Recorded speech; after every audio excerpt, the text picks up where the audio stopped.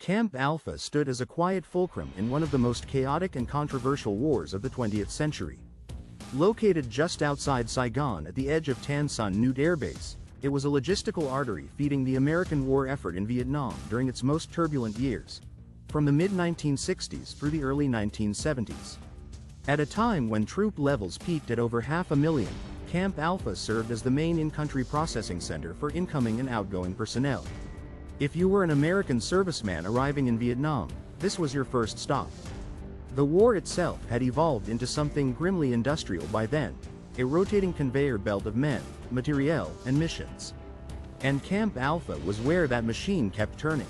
Run by the 90th Replacement Battalion and the 178th Replacement Company, the camp processed thousands of soldiers each week.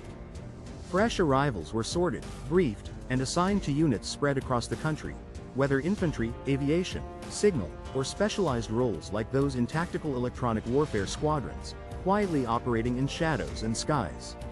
But Camp Alpha wasn't just for beginnings.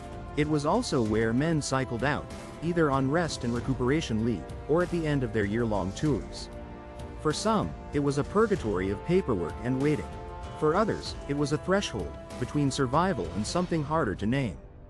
This camp handled the churn of a war built on rotation and reinforcement, in a theater where no front lines stayed fixed, and where the war's legitimacy back home was dissolving.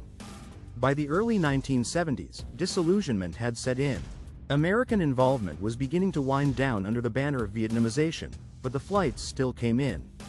The bodies still rotated out, and Camp Alpha kept functioning, efficient, unsentimental, essential.